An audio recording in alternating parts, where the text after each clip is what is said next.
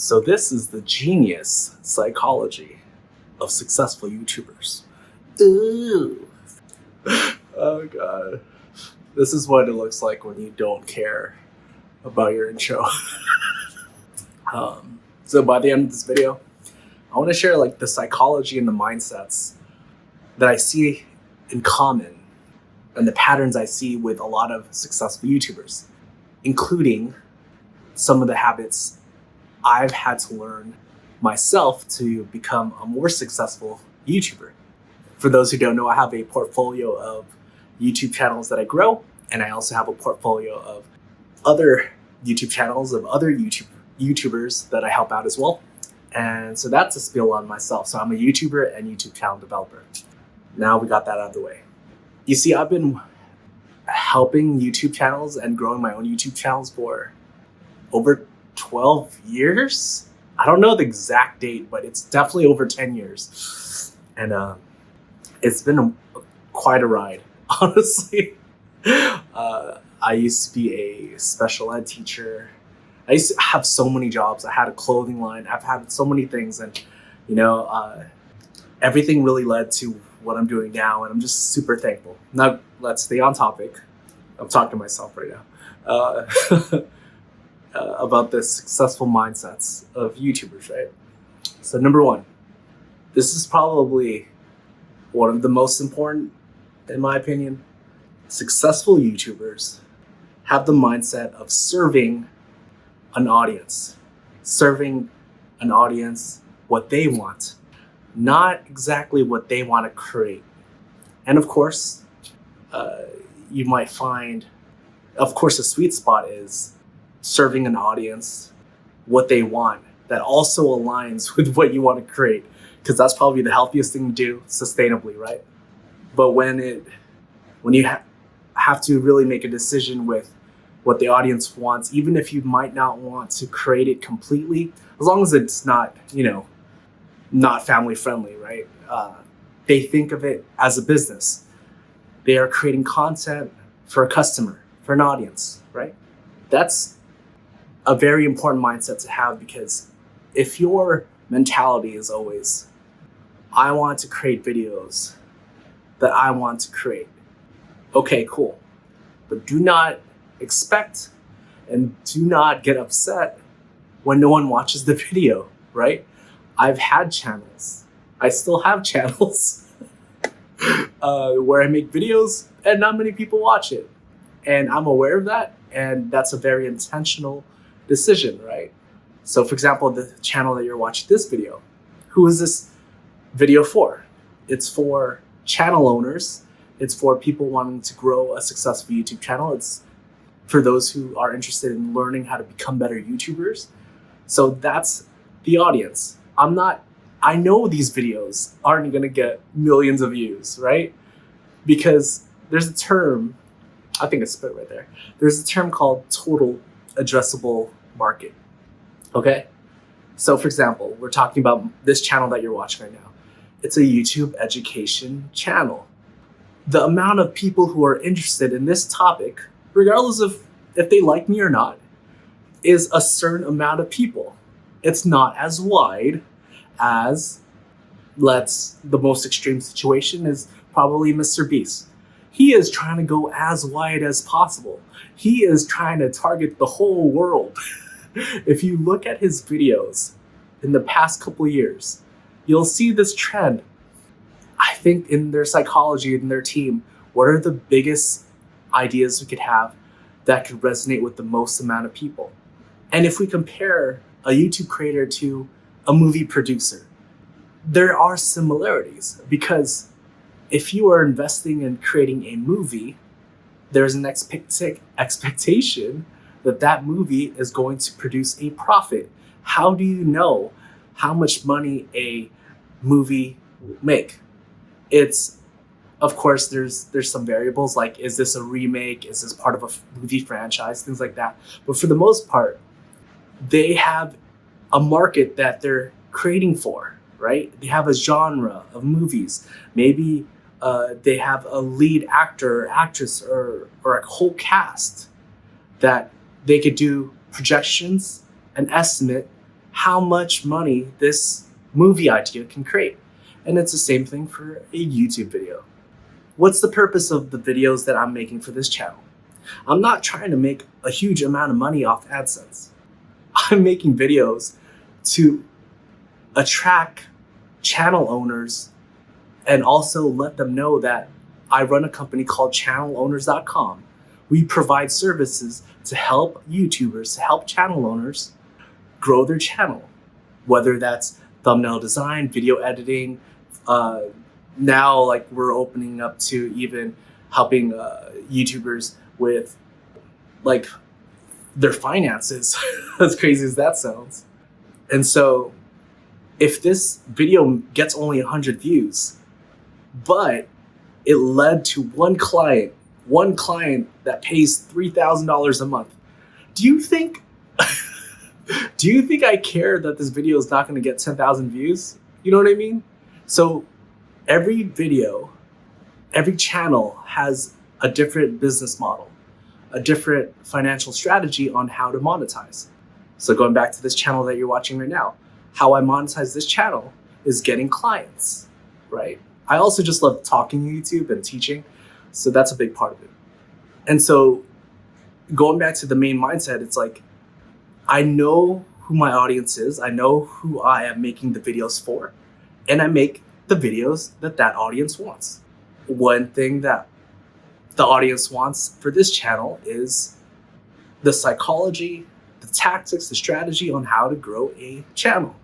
So I'm making this video about the genius psychology of successful YouTubers, right? I've noticed patterns of how they think, how they act, and some of these things I had to accept myself. I was interviewed for a podcast, and they asked me, the podcast host asked me, did you ever have success doing a personal channel where I just do a lot of different things? And the truth is, yes, I had a channel where I was doing random things and it wasn't as successful. And that's where I had to really learn the psychology of, create for a specific audience, create for a specific topic, niche, create videos that audience wants. And the reason why I would have videos that get 100 views and then some videos I would get maybe a couple thousand views is because I was creating videos for all these different audiences. And rather than being focused and singular on the audience for that specific channel. So recognize that. Mindset number one. Successful YouTubers are creating what the audience wants for that specific channel, for that specific audience, for that specific fan group, right? Here is another successful mindset of successful YouTubers. They drink green tea. No, let's see. Number two, I'm not stalling. I prepared this.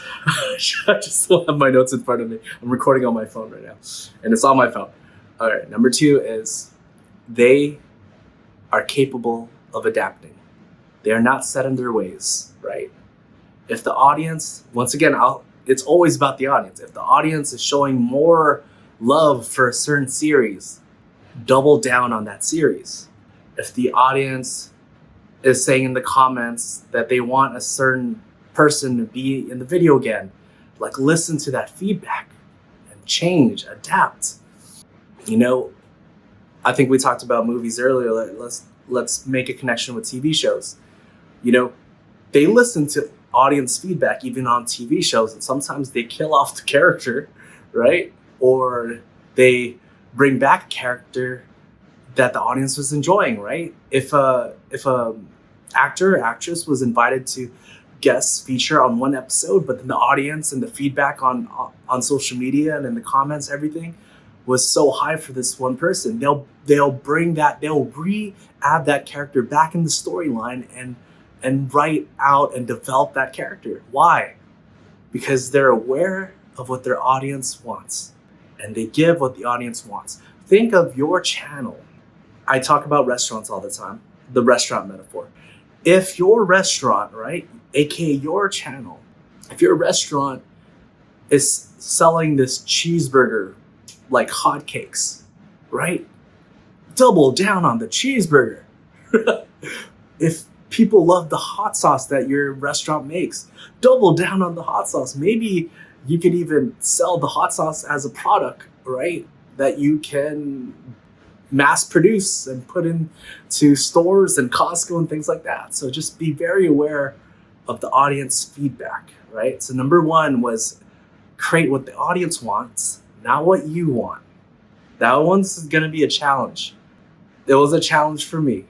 What I learned is if I want to create what I want, I have to find the audience that also wants that. And then there is product fit, or in terms of YouTube, there's video fit, there's audience fit, right? And so that's number one. Number two is listening to the audience and adapting and changing. All right, this is the third one.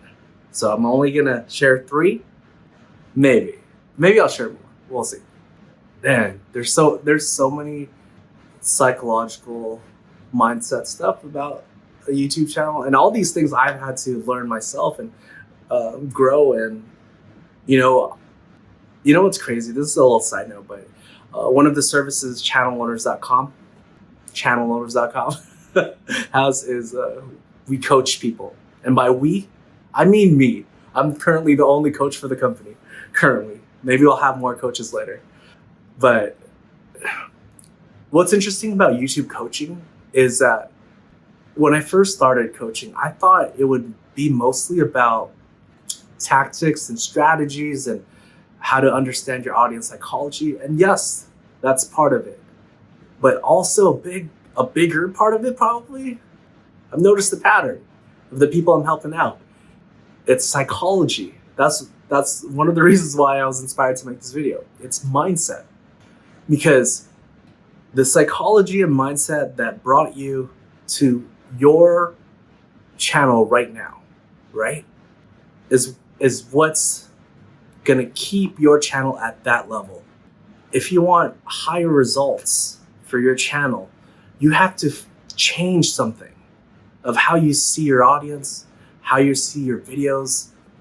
You have to change that internal conversation you're having about the video production process.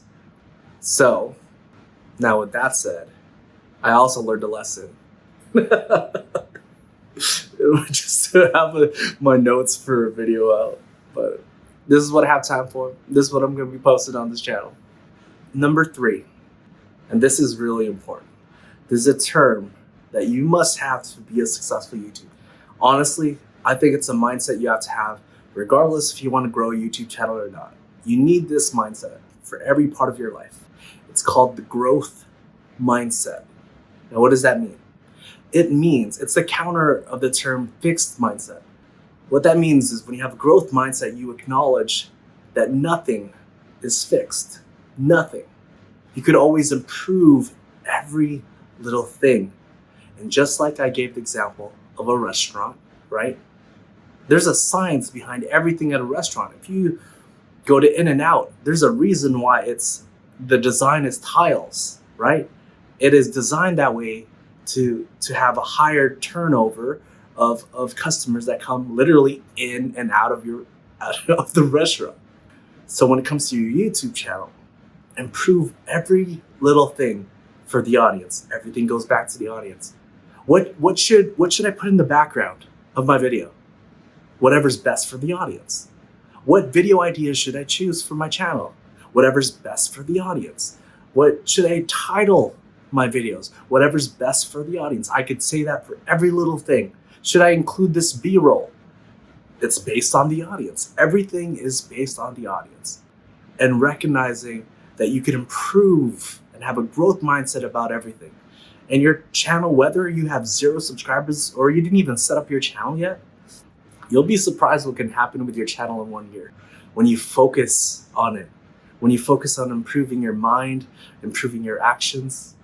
I also want to point out, when I was younger, or even a couple years ago, it's actually to this day still, people always bring up, what you should be doing with your YouTube channel is being consistent. But they don't really elaborate on what that means, because consistency is not just frequency. Consistency is not just frequency, meaning, right? Meaning that being consistent doesn't just mean posting every week or posting every month or posting every other week or whatever that frequency of posting is. Consistency also includes the audience that you're targeting. Consistency also means what is the energy and the emotion that you're trying to portray in your videos. Consistency also means what is the niche and the topic that you're making videos for, right? Consistency is everything in your video production process. Even, are you creating videos for that audience, for that specific channel? Being consistent on that. Being consistent with your mindset. Being consistent with listening to audience feedback. And being open to, you know what? I want to include this in the video, but that's not what analytics tells me. That's not what the comments and the comment sections tell me. Everything, I have to put my audience before myself. Or probably a healthier mindset is, what's a compromise for my audience, for myself, right? Because without your audience, you don't have a YouTube channel. If without the audience, you might as well not even post your videos online, right? Just leave it on your phone, leave it on your computer. Why do you post videos to begin with? It's so an audience can be served those videos. So you could share those videos so that your videos can help someone, entertain someone. Your audience comes first. I think you'll also notice that pattern with the most successful businesses in the world. What do most successful businesses say? Their customers are first. Why? Without their customers, they don't have a business. And just like that whole frame right there, same thing with your YouTube channel. Without your audience, you don't have a YouTube channel. Like I said, why are you posting it? So going back to number one, the mindset, is that if you're creating only what you want to create, you can't get upset. You can't blame the algorithm. You can't be disappointed because you made the videos for yourself. And you watched it, so it got one view.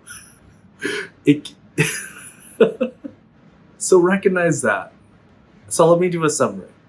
This is the genius psychology, right? That's the title I'm probably going to be using. The genius psychology of the successful YouTubers. This is from the YouTubers I've worked with.